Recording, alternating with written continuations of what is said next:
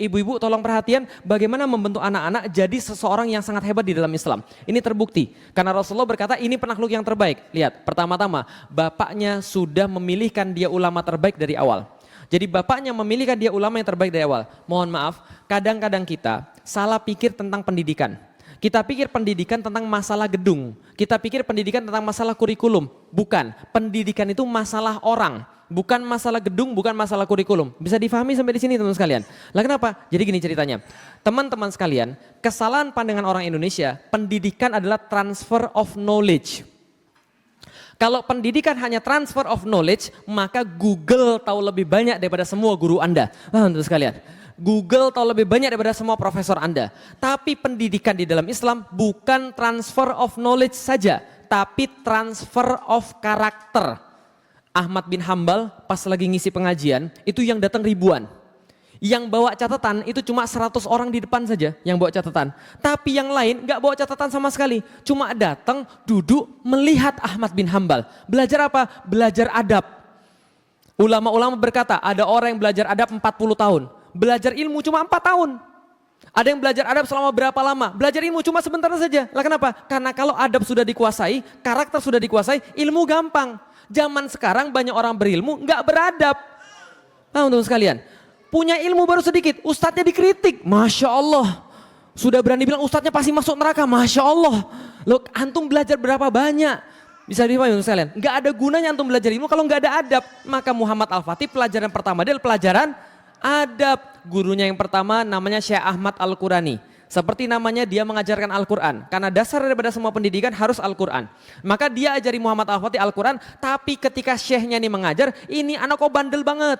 Maka dia bilang sama bapaknya, mohon maaf Sultan, ya gimana Syekh? Saya boleh mendidik anak anda sesuai dengan cara saya? Oh silakan saja Syekh, gak ada masalah. Dipanggil Muhammad Al-Fatih, sini kamu nak, sini kamu Muhammad. Sudah dibawain satu kayu. Ketika datang tanpa ada alasan apa-apa, ini ada dipukul pakai kayu, jetar. Kayu dipukul, anaknya langsung mentalnya down.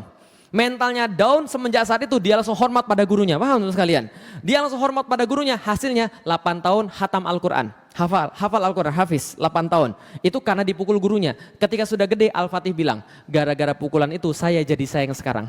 Kalau Syekh Ahmad gak pernah mukul saya, mungkin saya gak jadi seperti sekarang. Paham ya? Jadi kalau guru yang benar, pukulannya aja bisa buat antum hafal Al-Quran. Karomah pukulannya saja itu. Lah karena kalau guru yang benar, zaman now gitu kan ya, ada anak dipukul sama kemudian gurunya, balik ke rumah lapor bapaknya lapor Komnas HAM, paham sekalian.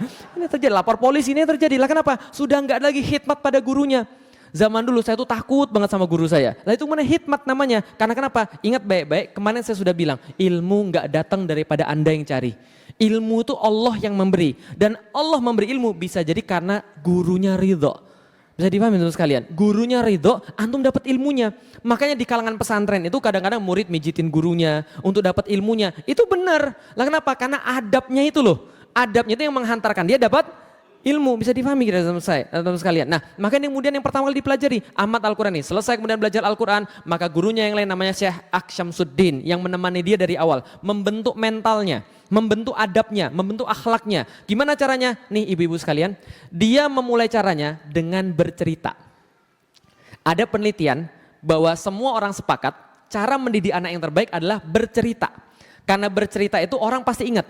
Nah maka diceritakanlah kepada Muhammad Al-Fatih kecil ini semua cerita-cerita yang berguna. Aksyamsuddin ini jenius sejarah, jenius bahasa, jenius tanaman-tanaman obat, jenius astronomi, dan jenius-jenius yang lain juga. Dia polimat, dia jenius dalam berbagai macam perkara. Zaman sekarang multi talenta. Ya sama kayak antum, multi talentan, paham ya? Nah jadi adalah Aksyamsuddin. Aksyamsuddin kemudian mengajarkan pada Muhammad Al-Fatih seluruh kisah-kisah sejarah. Ini yang pertama, sejarah, cerita-cerita sejarah. Rasulullah Shallallahu Alaihi Wasallam diceritakan pada anak ini bagaimana kemudian akhlaknya, bagaimana kemudian berperangnya, bagaimana kemudian menyelesaikan masalahnya, bagaimana dengan para istrinya, sehingga anak ini muncul kemudian kecintaan pada Rasulullah dan meniru Rasulullah. Kisah-kisah para sahabat, kisah-kisah panglima-panglima besar di dalam Islam, semua diceritakan pada anak ini. Wajar umur 11 tahun anak ini bikin puisi tentang jihad. Jadi 11 tahun bikin puisi tentang jihad. Puisinya seperti apa? Baca di buku saya. Itu promosi, bukan iklan. Paham teman sekalian ya. Nah, 11 tahun dia buat puisi tentang jihad. Antum 11 tahun bikin surat cinta. Kasih ditolak naik tower BTS kan itu Anda bunuh diri gitu. Ini Aksyamsuddin mendidik dia dan menjadi bermental satria. Muncullah anak ini bermental satria luar biasa dan luar biasa hebat. Gak seperti anak zaman sekarang. Lihat, kesalahan kita di mana sih Bu? Kenapa muncul banyak orang-orang yang gak mutu di tengah-tengah kita ini? Karena kita salah cerita pada mereka. Sedangkan cerita itu yang paling penting. Ini saya kasih sedikit hasil penelitian. Di Inggris itu dicoba suatu penelitian, satu kelas dibagi dua. Sebelah sini sama sebelah sini dibedain. Sebelah sini diceritain tentang satu kisah, sebelah sini dipisah dulu. Diceritain kisah apa? Yang masyhur di Inggris itu adalah cerita seorang satria menyelamatkan putri dari seekor naga. Gitu kan ya? Diceritain, gini loh ceritanya. Ada putri diambil oleh naga. Satrianya datang melawan naganya. Ketika naganya datang kemudian dia lawan mati-matian, patah kaki dia, patah tangan, patah pedang. Setelah dia patah segala-galanya, dia patah hati juga. Lalu kemudian dia putus asa. Setelah putus asa, dia pulang. Enggak mungkin saya menang melawan naga. Yang satunya diceritakan, patah tulang, patah pedang, patah kaki, dia berusaha sampai kemudian sebisanya, akhirnya dia bisa membunuh naga, menyelamatkan putri. Ternyata apa terjadi? Ternyata setelah dites, mental orang yang diceritain bahwa pahlawannya kalah dan nyerah, dibandingkan dengan mental orang yang kemudian diceritain pahlawannya menang, itu yang di sini nggak mudah putus asa, yang di situ mudah putus asa. Paham teman sekalian? Itu sudah diteliti. Jadi cerita itu sangat berpengaruh, nggak percaya? Lihat orang Indonesia, salah cerita. Lah kenapa? Cerita orang Indonesia apa? Coba saya tanya sekarang. Teman-teman sekalian, binatang apa yang paling cerdas? Binatang apa yang paling cerdas? Kenapa cerdas? Mencuri timun kan ya? Itu masalahnya. Kancil cerdas karena bisa mencuri timun kan gitu kan ya? Akhirnya muncullah dalam kepala Anda cerdas itu kalau bisa maling.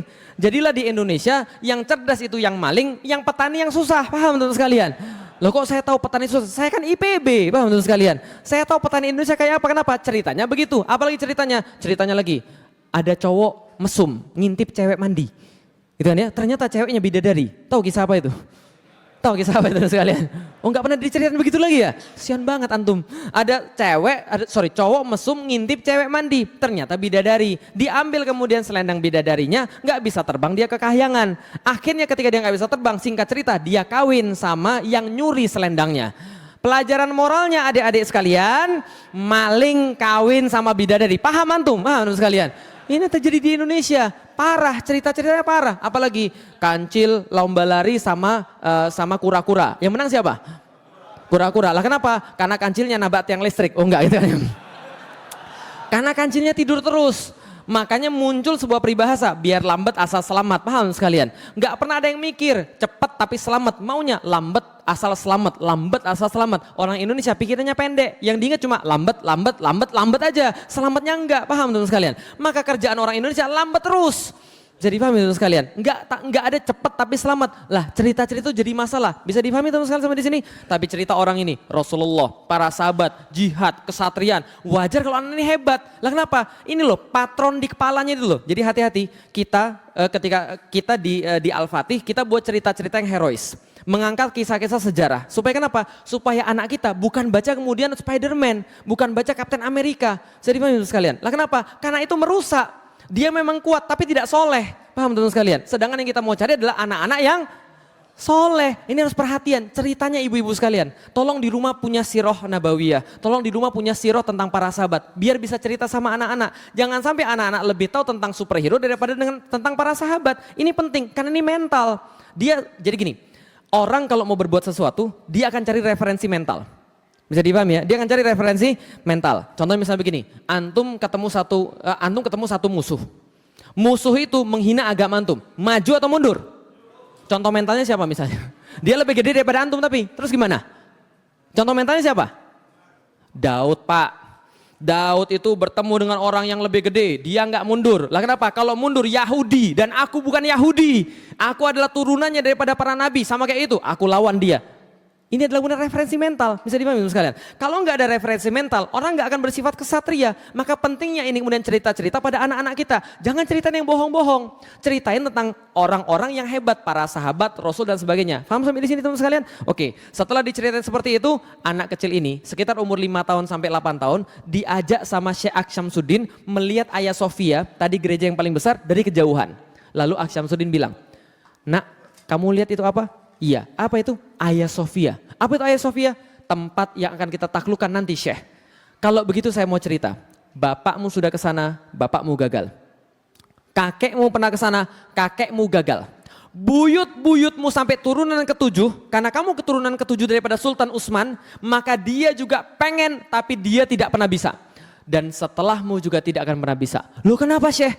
Karena saya senantiasa minta pada Allah Subhanahu wa taala dalam setiap sujud saya. Saya senantiasa minta dalam setiap sujud saya, dalam setiap tahajud saya pada Allah Subhanahu wa taala bahwasanya yang disebut dengan sebaik-baik panglima dalam hadis Rasulullah sallallahu alaihi wasallam, saya selalu minta pada Allah yang disebut dengan sebaik-baik panglima yang memimpin sebaik-baik pasukan adalah Ananda. Kamu yang menaklukkan Konstantinopel. Anak ini diomongin begitu. Langsung setelah itu dia yakin, aku adalah yang dimaksud oleh hadis Rasulullah di Nopel. Bisa difahami kira-kira maksud saya?